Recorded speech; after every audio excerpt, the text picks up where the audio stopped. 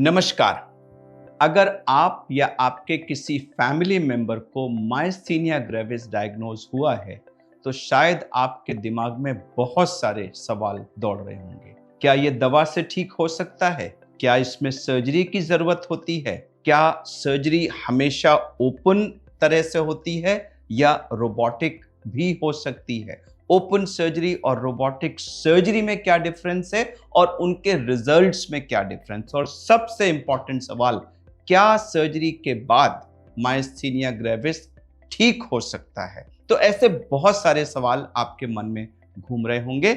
मैं हूं डॉक्टर अरविंद कुमार, एक चेस्ट एंड रोबोटिक सर्जन जो पिछले 25 सालों से मायस्थीनिया ग्रेविस और थाइमोमा के पेशेंट्स की सर्जरी कर रहा हूं। मैंने ओपन, वैट्स और रोबोटिक हर तरीके से पेशेंट्स का सफल इलाज किया है और आज इस वीडियो में मैं आपके मायस्थीनिया से रिलेटेड सभी सवालों का जवाब देने जा रहा हूं। तो सबसे पहला सवाल है कि मायस्थीनिया ग्रेविस क्या होता है। हम ये समझ लेते हैं कि ये होता क्या है। मायस्थीनिया ग्रेविस एक ऑटो इम्यून डिजीज है। ऑटो इम्यून डिजीज का मतलब जहां बॉडी का इम्यून सिस्टम अपने ही टिश्यूज के खिलाफ लड़ाई लड़ने लगता है। नॉर्मली जब हमारे मसल्स मूव करते हैं तो ब्रेन से मसल्स तक नर्व के थ्रू एक सिग्नल आता है, लेकिन मायस्थीनिया के पेशेंट्स में बॉडी का इम्यून सिस्टम गलती से इसी कम्युनिकेशन सिस्टम में एक रिसेप्टर होता है, उसको अटैक कर देता है, जिसकी वजह से नर्व से आने वाले जो सिग्नल्स हैं वो मसल तक नहीं पहुंचते और मसल्स वीक हो जाते हैं। इसमें मसल में कोई बीमारी नहीं है, नर्व्स में बीमारी नहीं है, उनके जंक्शन पर एक रिसेप्टर को मायस्थीनिया ग्रेविस में हमारी इम्यूनिटी ब्लॉक कर देती है। और इन पेशेंट्स को क्या सिम्टम्स होते हैं? देखिए, उनकी पलकें ऐसे नीचे की तरफ झुक जाती हैं। अक्सर पेशेंट्स ऐसे करके देखते हैं, इसको हम टोसिस या पलकें झुकना कहते हैं। दूसरा, उनको हर चीज दो दिखाई लेने लगती है, जिसको हम डबल विजन कहते हैं। उनको बोलने में दिक्कत आने लगती है, खाना निगलने में दिक्कत आने लगती है और हाथ और पैरों में कमजोरी आने लगती है और सिवियर केसेस में तो सांस लेने तक में दिक्कत आ सकती है और पेशेंट्स वेंटिलेटर पर भी जा सकते हैं, जिसको हम मायस्थीनिक क्राइसिस कहते हैं। अब नेक्स्ट सवाल आता है कि मायस्थीनिया ग्रेविस में थाइमस ग्लैंड का क्या रोल है। तो रिसर्च ने प्रूव किया है कि थाइमस ग्लैंड में कुछ पेशेंट्स में due to some unknown reason उसके अंदर कुछ केमिकल्स बनने लगते हैं और वो केमिकल्स जो हमारे नर्व्स और मसल का जंक्शन होता है उसको ब्लॉक कर देते हैं, जिससे कि नर्व्स के सिग्नल्स मसल्स तक नहीं पहुंच पाते। तो इस वजह से थाइमस ग्लैंड मायस्थीनिया के कॉजेशन में एक बहुत अहम रोल प्ले करती है और 10 to 15% केसेस में तो इस ग्लैंड के अंदर एक ट्यूमर भी हो सकता है, जिसको हम थाइमोमा कहते हैं।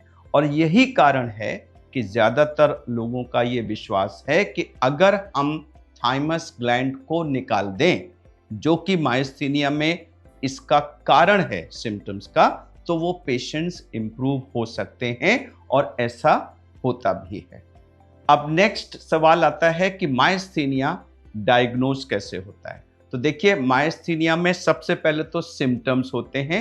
कई बार जो आंख के सिम्टम हैं, जैसे पलक नीचे होना, दो दिखना, तो ये पेशेंट्स आंखों के डॉक्टर के पास चले जाते हैं, लेकिन एक एक्सपर्ट आई सर्जन इसको पहचान सकता है और वो वापस पेशेंट्स को न्यूरोलॉजिस्ट के पास भेजता है, जो उनका कुछ रेपिटेटिव नर्व स्टिमुलेशन टेस्ट, कुछ ब्लड टेस्ट जैसे anti acetylcholinesterase receptor antibody, MuSK antibody इत्यादि टेस्ट होते हैं, और छाती का सीटी स्कैन, यह देखने के लिए कि थाइमोमा ट्यूमर तो नहीं है। तो इन सब चीजों से पेशेंट का डायग्नोसिस कंफर्म होता है कि हाँ, इस पेशेंट को मायस्थीनिया है। अब नेक्स्ट सवाल आता है कि इसका ट्रीटमेंट कैसे होता है, दवाओं का क्या रोल है और क्या हर पेशेंट को सर्जरी करानी चाहिए। तो देखिए, जैसे ही मायस्थीनिया डायग्नोज होता है, सबसे पहले इसका ट्रीटमेंट शुरू किया जाता है। इसमें हमारी जो ये मांसपेशी और नस के जो ट्रांसमिशन में कमजोरी होती है उसको दूर करने वाली कुछ मेडिसिन होती हैं। थाइमस ग्लैंड में सूजन को दबाने के लिए कुछ मेडिसिन होती हैं, स्टेरॉइड्स होते हैं, इम्यूनोसप्रेसिव्स होते हैं। ये अलग अलग ग्रुप ऑफ मेडिसिन हैं जिनको सिंगली या कॉम्बिनेशन में एक न्यूरोलॉजिस्ट आप में इस्तेमाल करते हैं और उससे मायस्थीनिया के सिम्टम्स को कंट्रोल किया जाता है इनिशियली।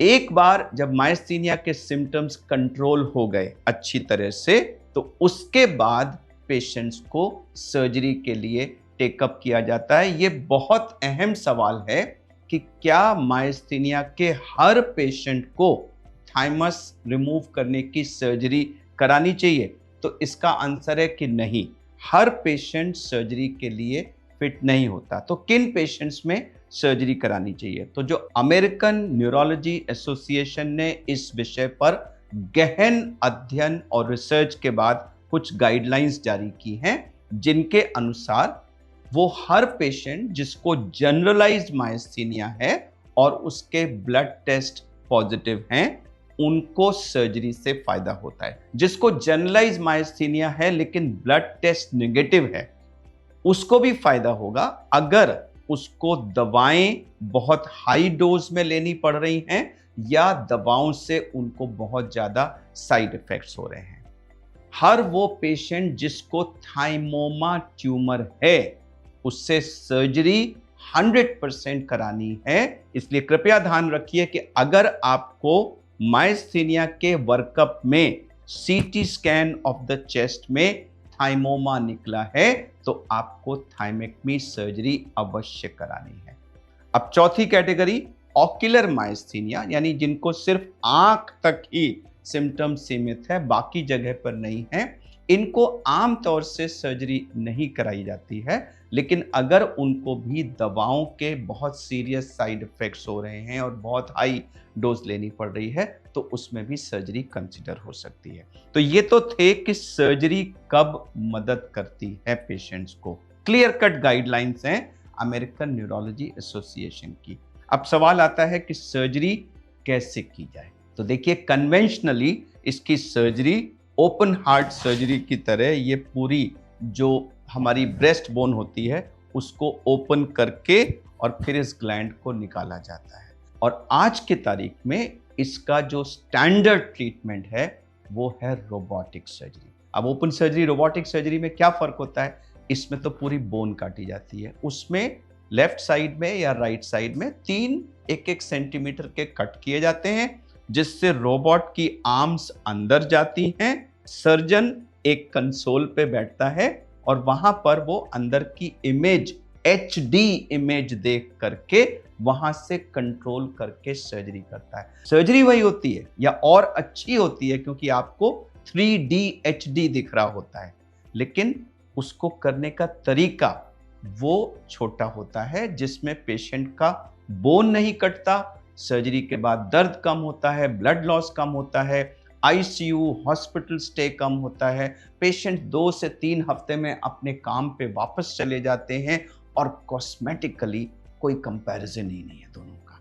तो इसलिए आज की तारीख में अगर आपको मायस्थीनिया विद और विदाउट थाइमोमा की सर्जरी करानी है, तो रोबोटिक सर्जरी उसका स्टैंडर्ड ऑफ केयर है, नो डाउट्स अबाउट दिस।